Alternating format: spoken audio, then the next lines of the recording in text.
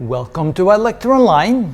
Even though this product contains radicals and rational exponents are essentially the same thing, so we're going to use the same approach. We have two binomials multiplied together, so we take the first term of the first binomial and multiply it times each of the two terms in the second binomial. Then we grab the second term in the first binomial and again multiply it times each of the two terms in the second binomial. If we do that, we get the following, and we're simply going to write the multiplication. So we have the square root of a times twice the square root of a. So that would be 2 times the square root of a times the square root of a. So before we simplify, we simply just write that out. Then we multiply those two together, so we get plus the square root of a times the square root of b.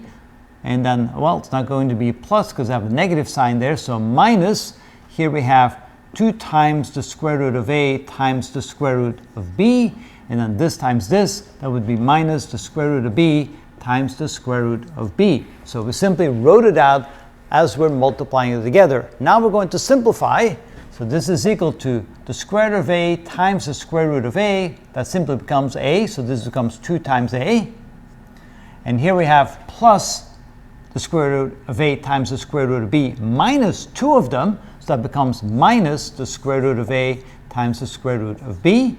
And then here we have the square root of b times the square root of b. That becomes simply b, or minus b squared. And this is then the final simplified result of that product. So actually, it's not that bad. Just remember the rules, that this converges down to an a. This simply becomes a b. And here we see that the two terms are the same. So we simply add the numerical coefficients in front. And that is how it's done.